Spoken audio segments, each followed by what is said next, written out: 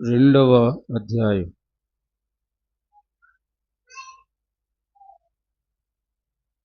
40, 41, 42 వచనాలు. ఇంకను అనేక విధములైన మాటలతో సాక్ష్యమిచ్చి మీరు మూర్ఖులకు ఈ తరము వారికి వేరై రక్షణ పొందుడని వారిని హెచ్చరించారు. కాబట్టి అతని వాక్యము అంగీకరించిన వారు బాప్తిస్మము పొందిరి. ఆ దినమందు ఇంచుమించు 3,000 మంది చేర్చబడిరి. వీరు అపోస్తుల బోధ యందును సహవాసమందును రొట్టె విరుచుట యందును ప్రార్థన చేయుట యందును ఎడతెక్క ఉండిరి. ప్రార్థన చేసుకుందాం. ప్రేమగల మా తండ్రి, కృపగల మా దేవ, మా ప్రభు, దినమందు మీ సన్నిధిలో మిమ్మను ఆరాధించి పూజించడానికి మీరిచ్చిన అమూల్యమైన తరుణాన్ని బట్టి వందనాలు. ఇంతవరకు ఆరాధనలో చక్కగా నడిపించినందుకు వందనాలు. చేరువచ్చిన మీ బిడ్డలను దీవించండి. కొద్ది నిమిషాలు మీ వాక్యాన్ని వినగోరుతున్నాం. అల్పుడను బలహీనుడను నిష్ప్రయోజక దాసుడను మీ సన్నిధిలో ఉండగా సహాయం చేయమని, ఈ వాక్యమును దీవించమని క్రీస్తు యేసు అమూల్యమైన నామమున వేడుకొనుచున్నాము తండ్రి. ఆమెన్.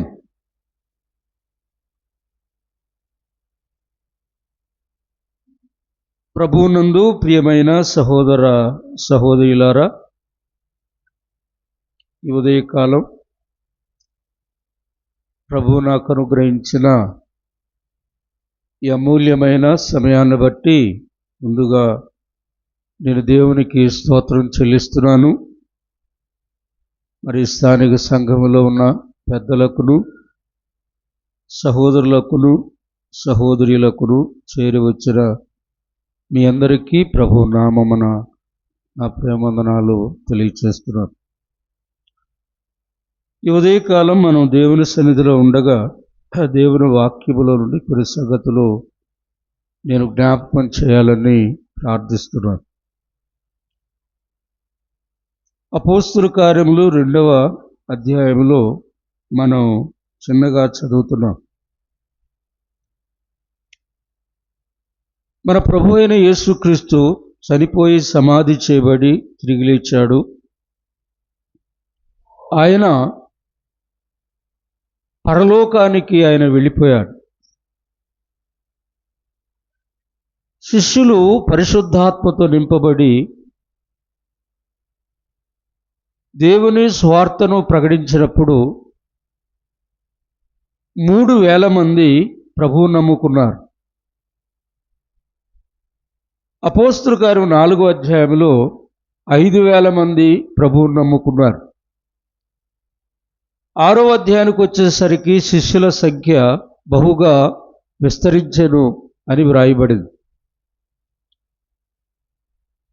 శిష్యులు పరిశుద్ధాత్మతో నింపబడి దేవుని స్వార్థ ప్రకటిస్తున్నప్పుడు దినదినము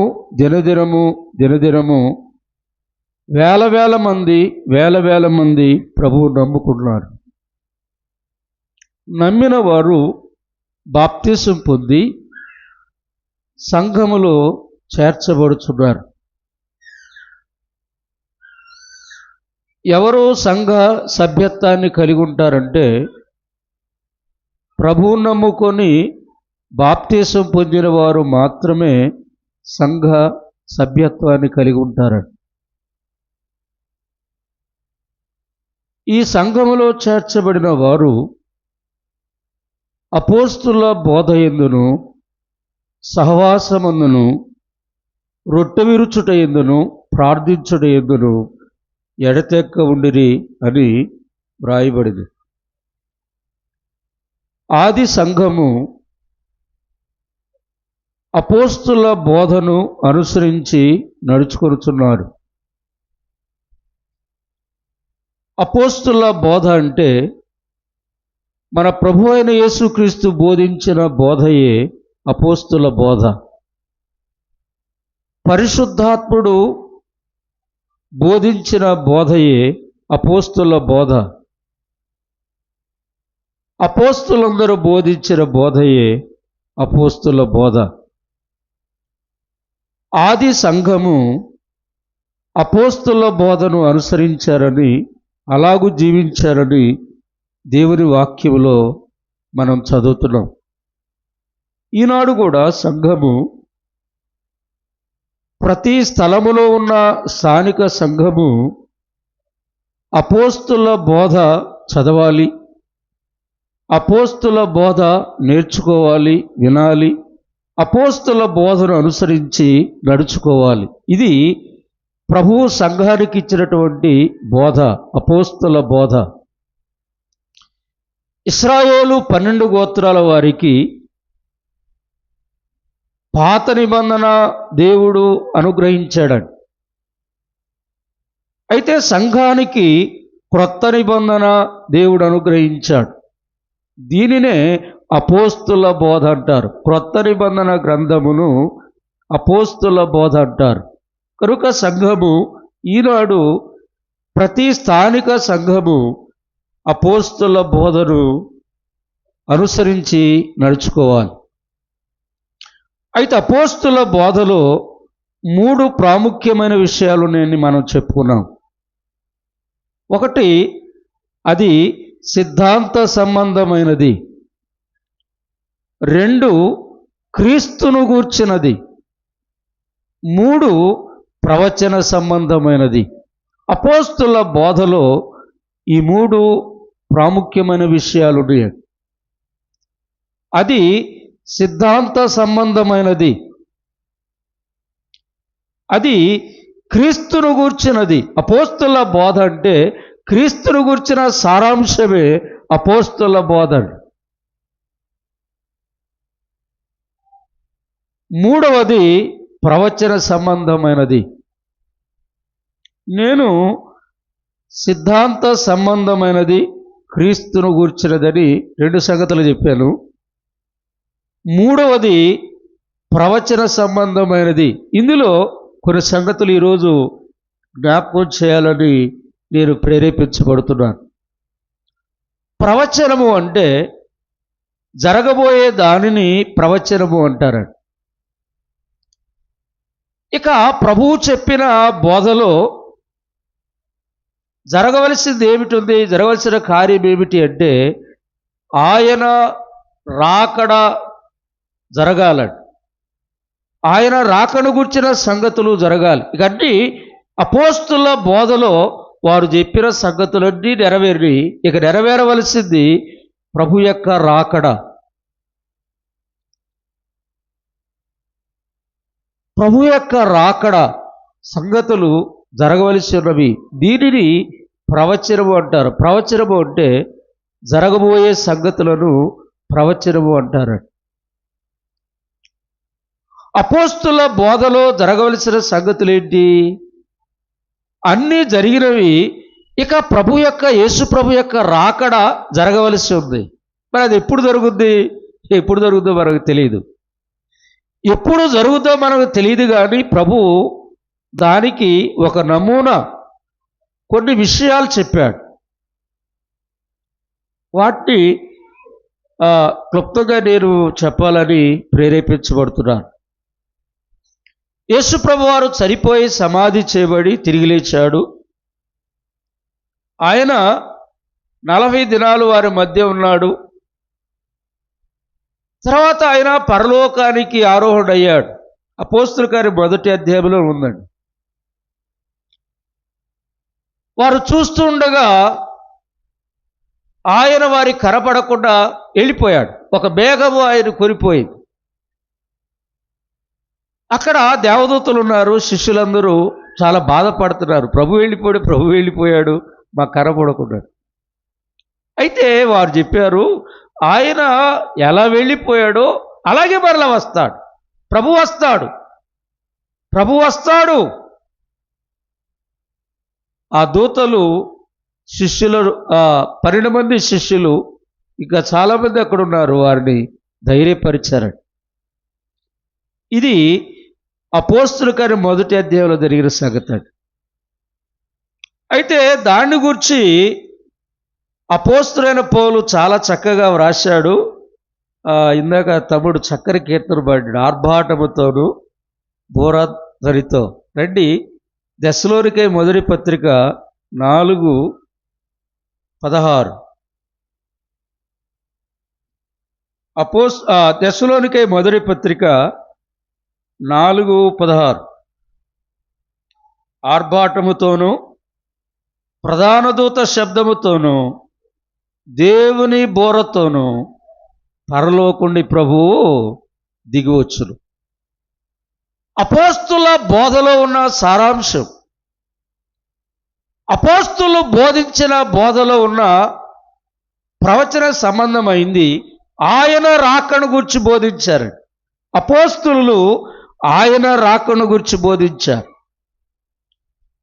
పౌలు కూడా అపోస్తులుడని మనం చదువుకున్నాం. అయితే పౌలు ఆయన రాకను గురించి బోధిస్తే ఏమన్నాడంటే, ఆర్భాటముతోనూ ప్రధాన దూత శబ్దముతోనూ దేవుని బోరతోనూ పరలోకుండి ప్రభువు దిగువచ్చును అన్నాడు. మన ప్రభువు శిష్యులను ఆశీర్వదించి ఆయన పరలోకానికి వెళ్ళిపోయాడు. పరలోకంలో ఆయన ఎక్కడున్నాడు ఇప్పుడు? తండ్రి కుడిపార్శ్వమున మనందరి కొరకై ఆయన విజ్ఞాపనకర్తగా ఉన్నాడని. తండ్రి కుడిపార్శ్వమున పరలోకంలో ఆయన మన కొరకు విజ్ఞాపన చేస్తున్నాడు, మన ప్రభు అయిన యేసుక్రీస్తు. పరలోకమున మన ప్రభువు ఆయన వస్తాడు. ఎక్కడికి వస్తాడు? ఆకాశ మండలానికి వస్తాడు. అయితే ఆకాశ మండలానికి ఆయన రాబోయే సమయంలో, పరలోకం నుండి ఆయన రెండవ రాకడలో రాబోయే సమయంలో ఆయన ఎలా వస్తాడు? ఆర్భాటముతో వస్తాడు. ఆర్భాటముతో అంటే అర్థం ఏమిటంటే పెద్ద స్వరముతో, పెద్ద కేకతో వస్తాడన్న. ఆర్భాటముతో అంటే మౌనంగా కాదు, గుట్టు చప్పుడుగా కాదు, ఏమి తెలియనట్టుగా కాదు, ఎరగనట్టుగా కాదు, ఆర్భాటముతో, గొప్ప శబ్దముతో, పెద్ద కేకతో, బిగ్గరగా ఆయన రాబోతున్నాడు. ఎందుకు ఆయన పెద్ద స్వరముతో రాబోతున్నాడు? పెద్ద కేకతో ఆయన రాబోతున్నాడు. చదువుకుందాం. యోహాను సువార్త 5వ అధ్యాయం. యోహాను సువార్త 5వ అధ్యాయం. యోహాను సువార్త 5వ అధ్యాయము 28, 29. దీనికి ఆశ్చర్యపడకుడి, ఒక కాలము వచ్చుచున్నది, ఆ కాలమున సమాధుల్లో ఉన్న వారందరూ, ఇప్పుడు మీరు చదవండి, ఆయన శబ్దము విని. అమ్మా, మీకు అర్థమవుతుందా? మీకేం అర్థమవుతుందో? మీకేం అర్థం కాలేదు. తర్వాత 25వ వచనం, ఇక్కడే 5:25. మృతులు దేవుని కుమారుడి శబ్దం విను గడియ వచ్చుచున్నది, ఇప్పుడే. అదేంటి దేవుని కుమారుని శబ్దము. మృతులు అంటే చనిపోయినవారు. మృతులు అంటే ఎవరు? చనిపోయినవారు. ఈ చనిపోయిన వారు ఎవరి స్వరం వినే సమయం వచ్చిందన్నాడు? దేవుని కుమారుడి శబ్దం. తర్వాత 28లో మనం చదువుకున్నాం, ఆయన శబ్దం విని. ఆయన శబ్దం. యోహాను సువార్త 11వ అధ్యాయం. యోహాను సువార్త 11వ అధ్యాయం 43 అండి. ఆయన ఇలాగు చెప్పి, లాజరు బయటికి రమ్మని ప్రభు ఏం చేశాడు? బిగ్గరగా చెప్పగా, లాజరు లాజరు బయటికి రమ్మలేదు, నెమ్మదిగా చెప్పాల ప్రభు. లాజరు బయటికి రమ్మని నెమ్మదిగా చెప్పాల. ఏం చెప్పాడు? లాజరు బిగ్గరగా. జాగ్రత్తగా వినండి. క్రీస్తునందుండి మృతులైన వారు, ప్రభువు నమ్మిన వారందరూ సమాధి చేయబడ్డారు.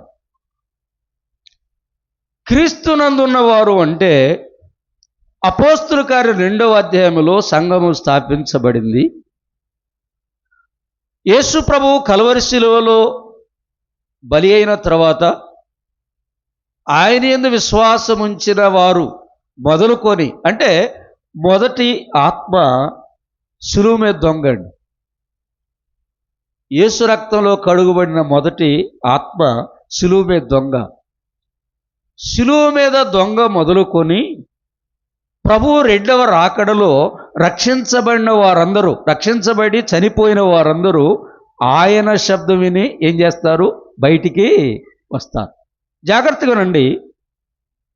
పాత నిబంధన కాలంలో హేబేలు మొదలుకొని బాప్తీసమిచ్చు యోహాను వరకు, పాత నిబంధనలో మొదట చనిపోయిన వాడు, చంపాడు కదా కయ్యూను, మొదట చనిపోయిన వాడు హేబేలు.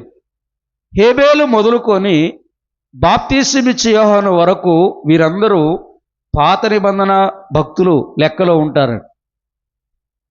వీరు తర్వాత లేస్తారు. ఇప్పుడు దెస్సలోనికై మొదటి పత్రిక 4:16లో ఇప్పుడు లేవరు వారు. మరి దెస్సలోనికై మొదటి పత్రిక 4:16లో ఆయన శబ్దం లేచేది ఎవరు? క్రీస్తునందు మృతి పొందిన వారు. శిలువ దొంగ, శిలువ మీద చనిపోయిన దొంగ మొదలుకొని, రక్షించబడ్డ దొంగ మొదలుకొని ప్రభు 2వ రాకడ వరకు రక్షించబడిన మృతులు, చనిపోయిన మృతులందరూ లేస్తారు. ఏం విని? ఆయన శబ్దం విని. మృతులు దేవుని కుమారుని శబ్దం విను గడియ వస్తున్నది. ఆయన శబ్దం, ఆయన కేక. ఈ సమాధిలో ఉన్నవారు లేవాలంటే లాజరు బయటికి రా, లాజరు బయటికి రా, ఆయన శబ్దం. సమాధిలో ఉన్నవారు బయటికి రావాలంటే ఆయన బిగ్గరగా కేక వేస్తాడని ఉన్నది, పెద్దగా కేక వేస్తాడని ఉంది, ఆర్భాటముతో కేక వేస్తాడని ఉంది. ఆయన శబ్దం. ఎందుకు ఆయన ఆర్భాటంతో రాబోతున్నాడంటే మృతులు సమాధిలో ఉన్నవారు ఎవరి శబ్దం లేస్తారు? ఆయన శబ్దం విని. కనుక సమాధిలో ఉన్నవారు ఆయన శబ్దం వినాలంటే ఆయన బిగ్గరగా కేక వేస్తాడు. అదేంటి అక్కడవి. అందుకే ఆయన ఆర్భాటముతో రాబోతున్నాడు. అంటే బిగ్గరగా పెద్ద కేకతో, ఆయన బిగ్గర స్వరముతో రాబోతున్నాడు. యోవేలు గ్రంథములో మరొక చక్కని మాట ఉంది, చదువుతున్నాను. యోవేలు గ్రంథము 2వ అధ్యాయం.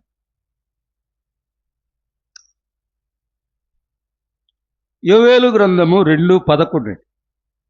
యెహోవా తన సైన్యమును నడిపించుచు ఉరుము వలె గర్జించుచున్నాడు. ఎలా గర్జిస్తున్నాడు? ఉరుము వలె. రాత్రను మొన్న ఒక రోజు అండి, పెడపెళ పెడపెళ మా ఊళ్ళో పిడుగులు పడి 5-6 ట్రాన్స్ఫార్మర్లు ఈ కరెంటుకు సంబంధించినవన్నీ పగిలిపోయింది.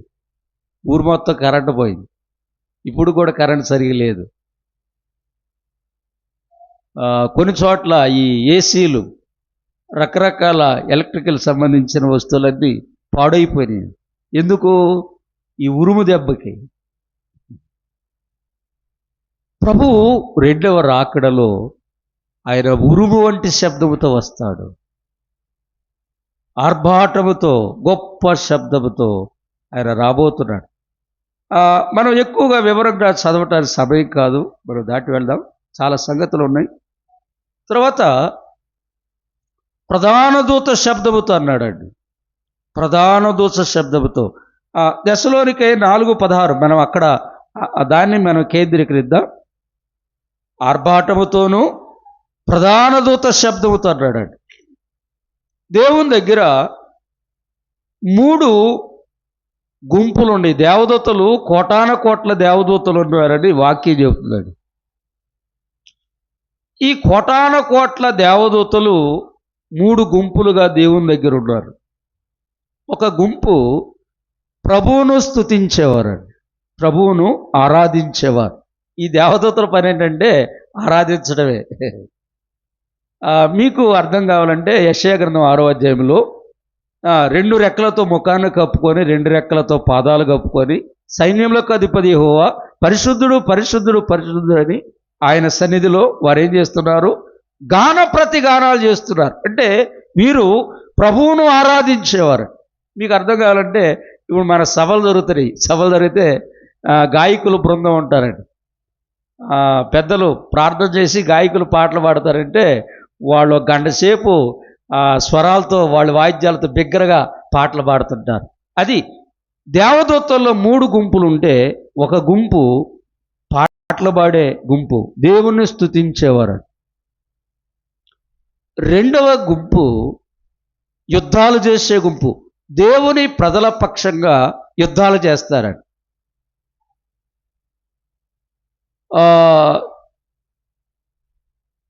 మొదటి గుంపుకు, స్తుతించే గుంపుకు లీడరు లూసిఫర్ అండి. రెండవ గుంపు దేవుని పక్షంగా యుద్ధాలు చేసేవారు. ఈ గుంపుకు మిఖాయేలు సైన్యాధిపతి అండి. మూడవ గుంపు వార్తాహరుడు, అంటే వార్తలు చెప్పేవారు, విషయాలు దేవుడు చెబుతాడు. దీనికి ప్రధాన నాయకుడు గబ్రియేలు నువ్వు మరియమ్మ దగ్గరికి పోయి విషయం చెప్పమంటాడండి. మరియమ్మ దగ్గరికి వస్తాడు, సంగతి చెబుతాడు. మరలా దేవుడు అంటాడు గబ్రియేలు నువ్వు యేసమ్మ దగ్గరికి పో, సంగతి చెప్పమంటాడండి. మళ్ళీ అక్కడికి పోయి సంగతులు చెబుతాడు. మరలా అంటాడు నువ్వు వాళ్ళు తూర్పు దేశం నుండి వచ్చిన జ్ఞానులు ఇటు వచ్చారు, ఈసారి ఇటు బొమ్మని చెప్పమంటాడండి. కనుక గబ్రియేలు చెప్తే వచ్చింది ఒక రకంగా, పోయేది మరొక మార్గం గడ్డి. కనుక దేవుని సంగతులు ప్రజలకు అందించే వార్తాహరులు గబ్రియేలు. అయితే ఇప్పుడు మిఖాయేలు ఎవరు అంటే దేవుని పక్షంగా యుద్ధాలు చేసేవాడు. చదువుకుందాం. యోధా పత్రిక, ఒకే అధ్యాయం కలిగిన పత్రిక, ప్రకటన గ్రంథానికి ముందుగా ఉంది. యోధా పత్రిక 9వ వచనం.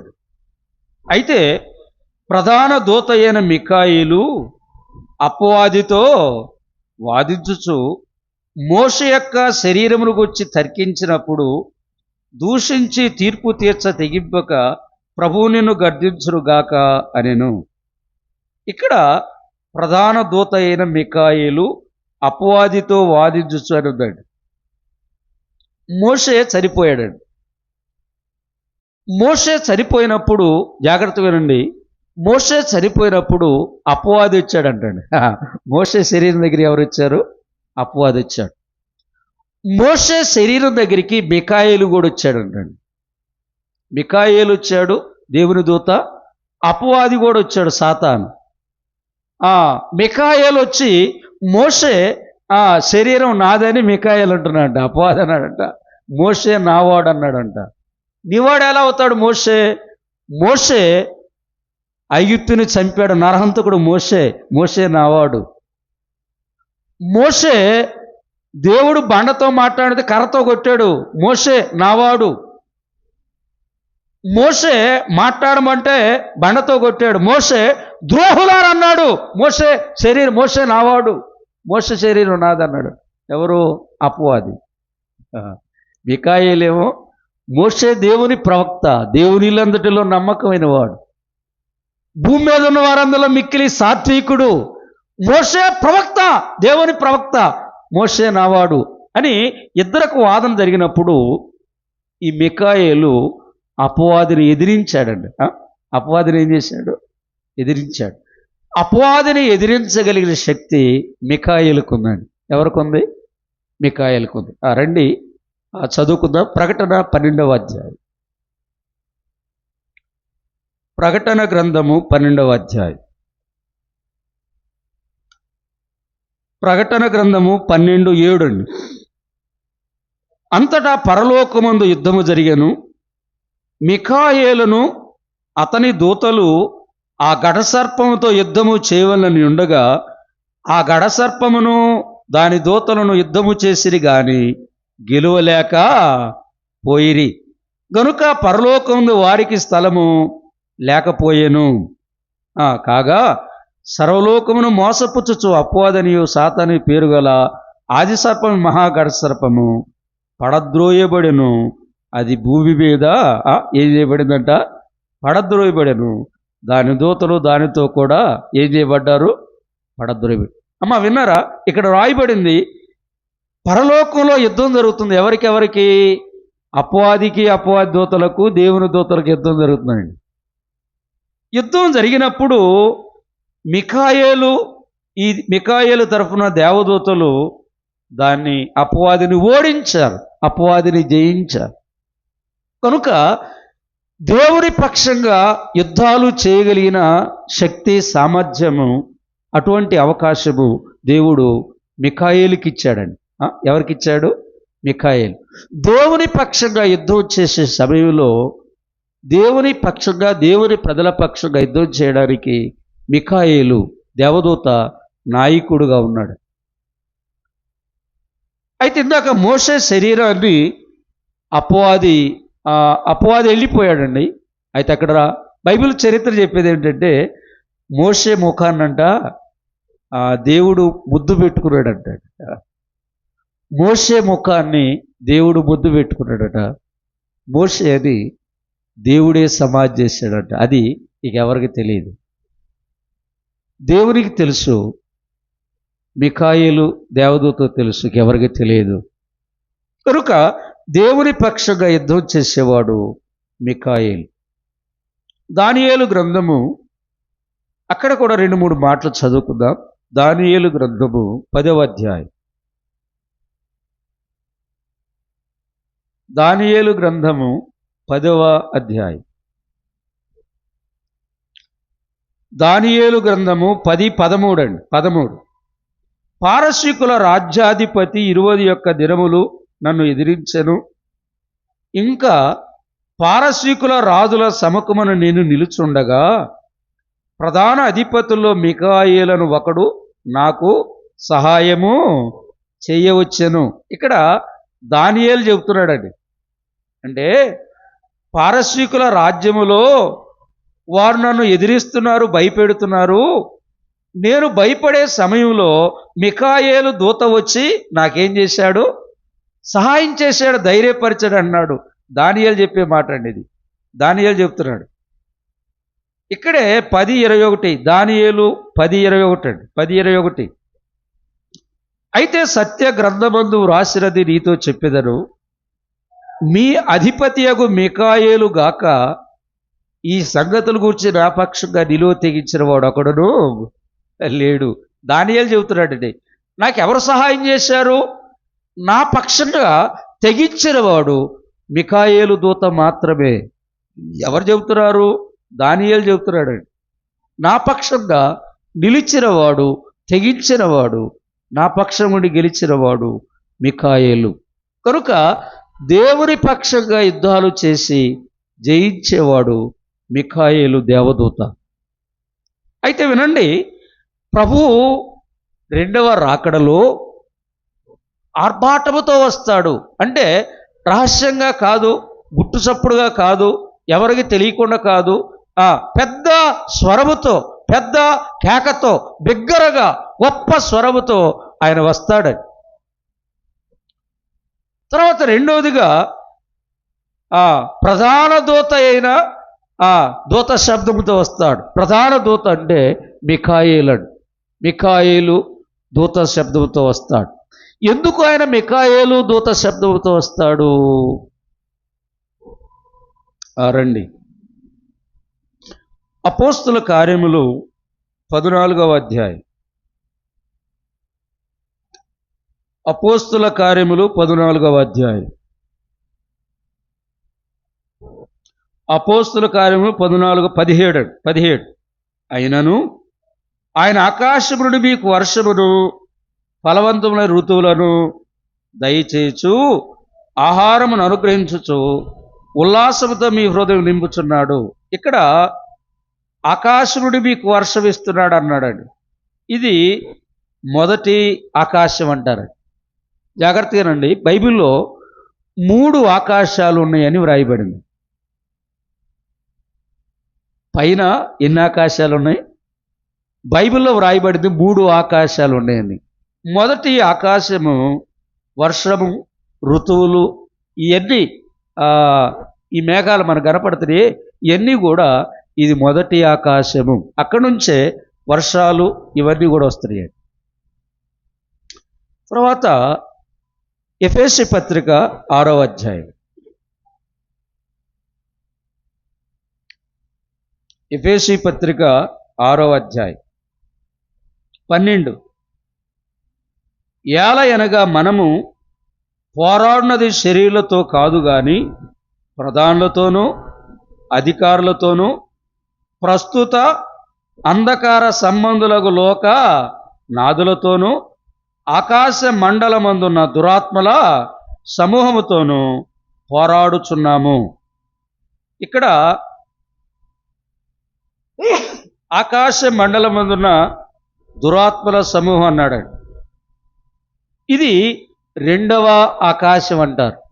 ఇది ఎన్నో ఆకాశం? 2వ ఆకాశం. అమ్మా జాగ్రత్త వినండి, ఇది 2వ ఆకాశం. మొదటి ఆకాశం మనకు కనబడేది వర్షం కానీ, గాలి కానీ, మంచు కానీ, ఇవన్నీ కూడా మొదటి ఆకాశం గుండా భూమి మీదకి వస్తుంది. ఇక 2వ ఆకాశం ఉంది. ఇక్కడ అపవాది దూతలు అంటే ఇందాక ప్రకటన గ్రంథం మనం చదువుకున్నామే, పరలోకంలో యుద్ధం జరిగితే అక్కడి నుంచి పడద్రోయబడిన అపవాది దూతలన్నీ కూడా ఆకాశ మండలానికి వచ్చి పడ్డారంటే 2వ ఆకాశానికి వచ్చారండి. ఇది ఆకాశ మండలం అన్నాడు. ఇక్కడ పడిపోయిన దేవదూతలు అపవాది అక్కడ ఉన్నారండి. ఇది ఎలా ఉంచండి, మరలా వద్దాం. కొరింథీ 2వ పత్రిక 12వ అధ్యాయం. కొరింథీ 2వ పత్రిక 12వ అధ్యాయం 2వ వచనం. 12:2 క్రీస్తునందు నేను ఒక మనిషిని ఎరుగుదును, అతడు 14 సంవత్సరముల కిందట 3వ ఆకాశమునకు కొనిపోబడెను. అతడు శరీరముతో కొనిపోబడెను నేను ఎరుగను, శరీరము లేక కొనిపోబడెను నేను ఎరుగను, ఆ దేవునికే తెలియను. అట్టి మనుషుని నేను ఎరుగుదును, అతడు పరదైసులోనికి కొనిపోబడి. ఇక్కడ 2వ వచనములో 3వ ఆకాశం అని ఉందండి. ఎన్నో ఆకాశం? 3వ ఆకాశం. ఇప్పుడు జాగ్రత్తగానండి, పరలోకం అనేది 3వ ఆకాశంలో ఉందండి. పరలోకం ఏ ఆకాశంలో ఉంది? 3వ ఆకాశంలో. పరలోకంలో అపవాదికి మికాయేలు, అపవాది దూతలకు మికాయేలు దేవుని దూతలకు యుద్ధం జరిగినప్పుడు అపవాది దూతలు పరలోకం నుండి పడద్రోయబడ్డారు. ఎక్కడ పడద్రోయబడ్డారు? ఆకాశ మండలానికి, అంటే 2వ ఆకాశానికి, ఆకాశ మండలం. ఇప్పుడు రండి ఎఫెసీ పత్రిక 6వ అధ్యాయం. ఎఫెసీ పత్రిక 6వ అధ్యాయం 12వ వచనం. ఏలయనగా మనము పోరాడినది శరీరులతో కాదు గాని ప్రధానులతోనూ అధికారులతోనూ ప్రస్తుత అంధకార సంబంధులకు లోకనాథులతోనూ ఆకాశ మండలమందున్న దురాత్మల సమూహములతోనూ పోరాడుచున్నాము. ఈ పడిపోయిన అపవాది దూతలు ఎక్కడున్నారు? ఆకాశ మండలంలో ఉన్నారు. ఎక్కడున్నారు? ఆకాశ మండలంలో ఉన్నారు. ఇది ఎలా ఉంచండి, దెస్సలోనికై మొదటి పత్రిక 4 అండి. ఇందాక మనం చదువుకుంటే అక్కడికి రావాలా. దెస్సలోనికై మొదటి పత్రిక 4:16 అండి. ఆర్భాటముతోనూ ప్రధాన దూత శబ్దముతోనూ దేవుని బోరతోనూ పరలోకుని ప్రభు దిగివచ్చును, క్రీస్తునందు మృతులైన వారు మొదట్లేతురు, ఆ మీద సజీవులు నిలిచిన మనం వారితో కూడా ఏకముగా ప్రభువును ఎదుర్కొంటకు ఆకాశ మండలమునకు మేఘముల మీద కొనిపోబడదుము. ఎక్కడికి వెళ్ళాలా అమ్మా? ఈ సంఘం అంతా ఎక్కడికి వెళ్ళాలన్నాడు? ఆకాశ మండలానికి వెళ్ళాలా. సంఘం అంతా ఎక్కడికి వెళ్ళాలా? చచ్చిపోయి లేస్తారు కొంతమంది ఆ బోరధ్వని విని. సజీవులు ఉన్న భక్తులు మార్చబడతారు ప్రభు వచ్చినప్పుడు. మరి చచ్చిపోయి లేచిన వారు, సజీవులుగా ఉన్న భక్తులు మార్చబడి వీళ్ళందరూ ఎక్కడికి వెళ్ళాలా?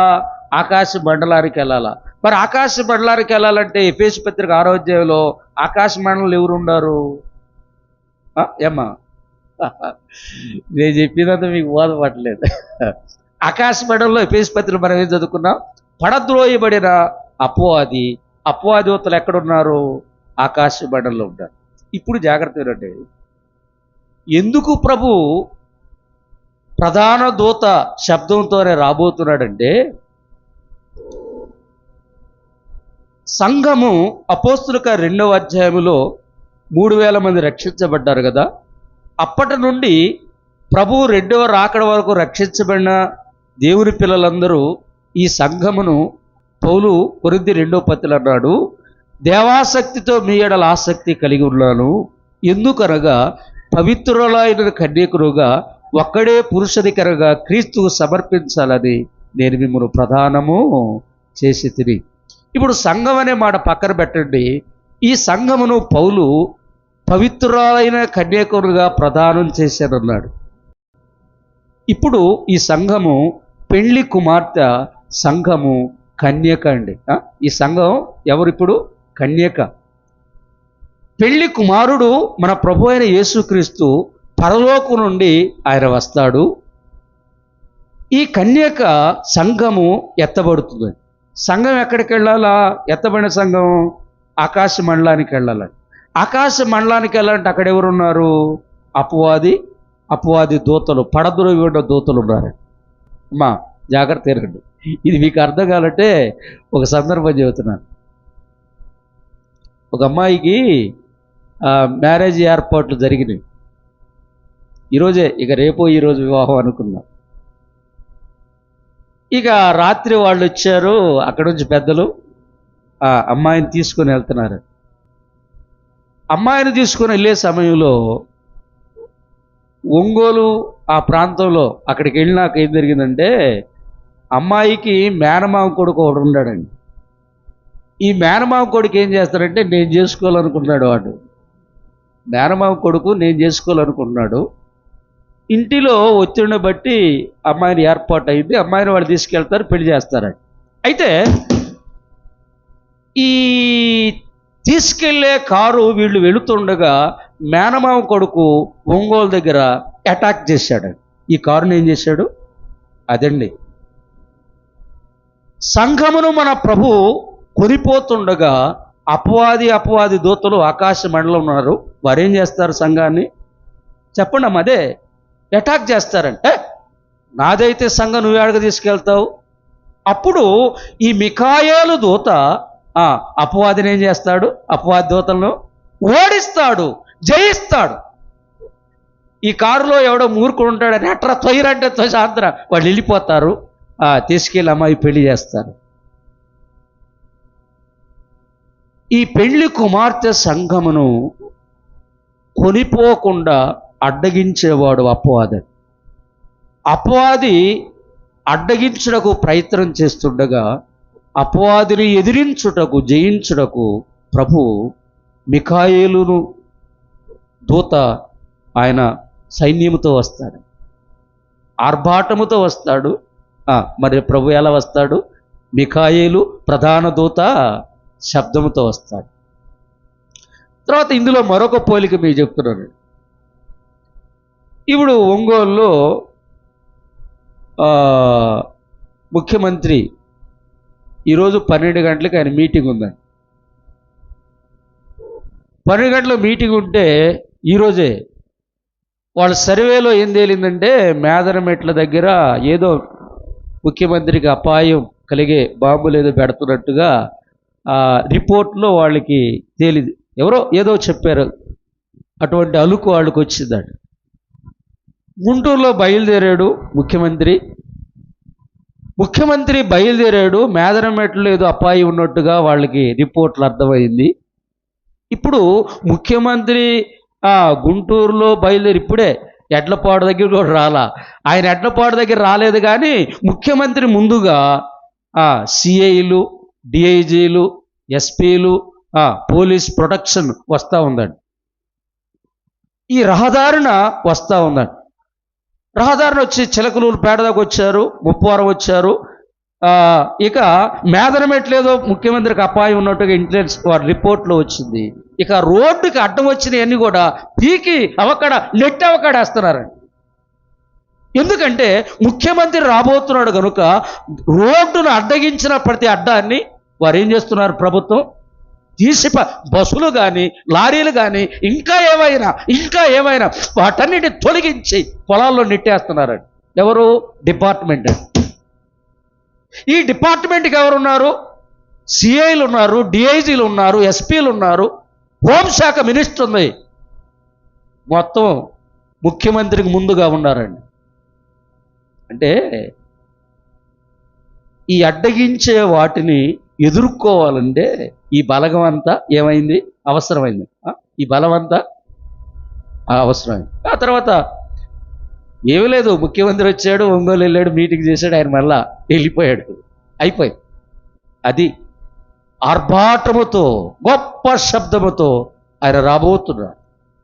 ప్రధాన దూత శబ్దముతో సంఘమును ఎదిరించబోయే. జాగ్రత్తగా వినండి. సృష్టి ఏదేను తోట నుండి అపవాది ప్రతి విషయంలో కూడా దాడి చేస్తూ ఉన్నాడు. ప్రతి విషయంలో కూడా ఏదేను తోటలో దొరబడలేదా? అవలో దేవుని సృష్టి కార్యాన్ని ఏదేను తోటలో, అసలు ఈ జనమంతా పుట్టకముందే ఏదేను తోటను పతనం చేయాలని వాడు అవలో దొరబడ్డాడు. ఆనాటి నుండి ఈనేటి వరకు కూడా ప్రతి దానిలో అపవాది జొరబడి దేవుని పని చెడగొడతా ఉన్నాడు, దేవుని పని పాడు చేస్తున్నాడు. యేసు ప్రభు శిలువ కార్యం దగ్గర కూడా పాడు చేస్తున్నాడు. యేసు ప్రభు పుట్టినప్పుడు వాడు హెరోదు రాజు అంటాడు, మీరు పోయి పూజించరండి, నేను కూడా పూజిస్తానంటే వాడు రాలేదండి. అందుకని 2 సంవత్సరాల్లో పిల్లలందరినీ యేసుప్రభు కోసం, యేసుప్రభుని చంపాలని ఆయన కోసం 2 సంవత్సరాల్లో పిల్లలందరినీ ఏం చేశాడు వాడు? ఓసకోత కోసం. ఎంతమంది చచ్చిపోయారండి అమాయకులైన చిన్నపిల్లలు. అంటే ప్రభువును చంపాలా. ప్రతి సందర్భంలో, ప్రతి కాలంలో, ప్రతి తరంలో సంఘము పరలోకానికి వెళ్ళే వరకు కూడా అపవాది ఏం చేస్తుంటాడు? దాడి చేస్తూ ఉంటాడు. దేవుని సంఘం మీద అపవాది దాడి చేస్తుంటాడు. అందుకనే ప్రభు 2వ రాకడలో ఆర్భాటముతో వస్తాడు, గొప్ప శబ్దముతో. ఇక వాళ్ళు వస్తుంటే దమ దమ దమ వేస్తూ ఉంటారు. బాబు ముఖ్యమంత్రి ఆడ ఉంటాడు కానీ వచ్చేటప్పుడు వాళ్ళు ఏం చేస్తారు? ఇసురుతుంటారు. దమ దమ. ఈ దెబ్బకే నాబోటోళ్ళు పీక్కొని పరారైపోతాడు. రోడ్డు మీద ఉండేవాళ్ళు అందరూ వెళ్ళిపోతాడు ఈ బాంబుల శబ్దాన్ని. ఆర్భాటముతో గొప్ప. ఏందయ్యా ఆ శబ్దం? ముఖ్యమంత్రి వస్తున్నారు అంటయా? ఎవరు వస్తున్నారు? అది ఆర్భాటముతో వస్తారు. ప్రధాన దూత శబ్దముతో. మిఖాయేలు దేవుని పక్షంగా యుద్ధం చేసేవాడు. సంఘమును పతనం చేయడానికి, ఆ సమయంలోనైనా సంఘాన్ని పాడు చేయడానికి అపవాది కాచుకొని ఉండగా అపవాదిని ఎదిరించడానికి ఆయన మిఖాయేలు దూతతో, ప్రధాన దూతతో ఆయన రాబోతున్నాడు. తర్వాత అన్నాడు, దేవుని బోరతో, పరలోకుడి ప్రభువు దేవుని బోర, దేవుని బోర. కొరింథీ నేను ముగిస్తాను, చాలా విషయాలు ఉన్నాయి, ఇవన్నీ మనం చెప్పడానికి సమయం కాదు. కొరింథీ మొదటి పత్రిక 15వ అధ్యాయం. కొరింథీ మొదటి పత్రిక 15వ అధ్యాయము. కొరింథీ మొదటి పత్రిక 15, 51, 52. ఇదిగో మీకు ఒక మర్మము తెలుపుచున్నాను. మనమందరము నిద్రించము గాని నిమిషాలొక్క రెక్కపాటున కడబోరం మ్రోగగానే మనమందరము మార్పు పొందుదము. బోర మ్రోగును, అప్పుడు మృతులు అక్షయులుగా లేపబడుదురు, మనము మార్పు పొందుదము.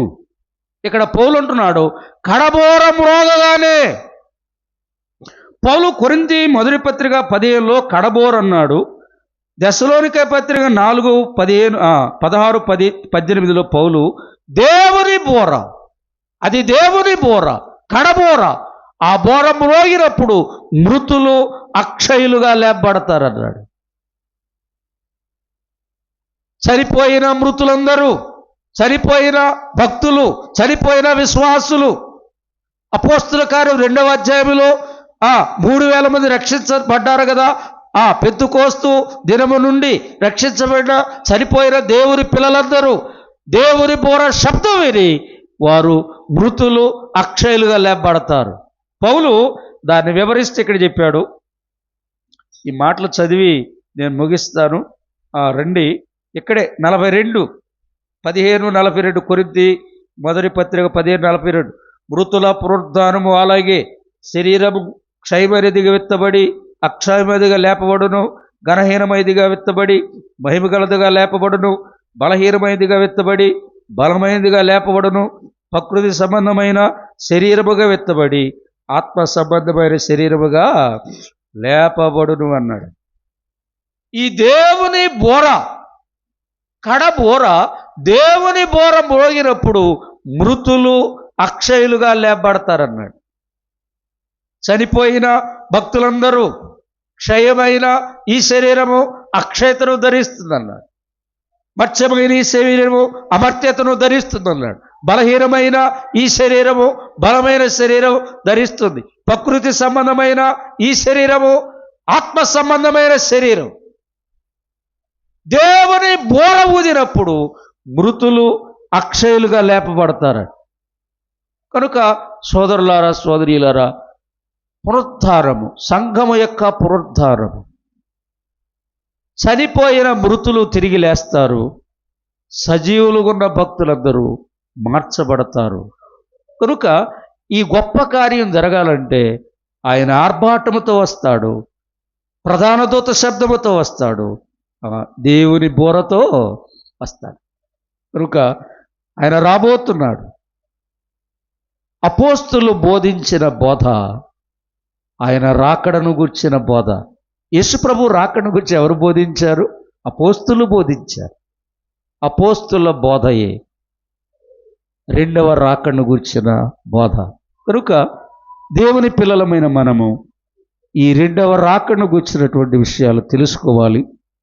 ఆ రాకడ కొరకై మనం నిరీక్షణ కలిగి ఉండాలి. పౌలు అంటున్నాడు, నిరీక్షణ లేని ఇతరుల వలె మీరు దుఃఖపడకూడదు, నిరీక్షణ కలిగి అలాగూ దేవుని కృపలో చక్కగా ముందుకు సాగుదాం.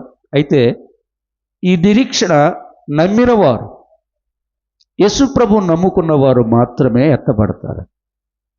నేను ముగించబోతున్నాను. ఆర్భాటముతో ప్రభు వస్తాడు, ప్రధాన దూత శబ్దముతో ప్రభు వస్తాడు, దేవుని బోరతో ప్రభు వస్తాడు, సంఘం ఎత్తబడుతుంది, ప్రభువుని కలుసుకుంటుంది. అయితే ఎవరు అంటే నమ్మిన వారు మాత్రమే, నమ్మనివారు కాదు. నమ్మని వారు తీర్పులో ఉంటారండి. తీర్పులో ఉంటారు, వారు నిత్య నరకానికి వెళతారు. అయితే నమ్మిన వారు మాత్రమే లేపబడతారు, ఎత్తబడతారు, ప్రభువుతో ఉంటారు. ఈ చిన్న కోడికలో ఇంకా యేసు ప్రభువు నమ్మని వారు, పాప క్షమాపణ పొందని వారు ఇంకా ఎవరైనా మిగిలి ఉంటే ఇదే మిక్కిలి అనుకూలమైన సమయము, ఇదే రక్షణ దినం. ప్రభు అయిన యేసు క్రీస్తునందు విశ్వాసం ఉంచి పాప క్షమాపణ పొంది దేవుని బిడ్డలుగా తీర్చబడి ఆ ఎత్తబడే గుంపులో ఉండాలని, దేవుని రాకడలో, దేవుని మహిమలో, దేవుని రాజ్యంలో సదాకాలము ఆయనతో కూడా ఆనందించాలని నేను జ్ఞాపకం చేస్తున్నాను. ప్రభు ఈ మాటలు దీవించుగాక ప్రార్థన చేసుకున్నాను. ప్రేమగల మా తండ్రి, కృపగల మా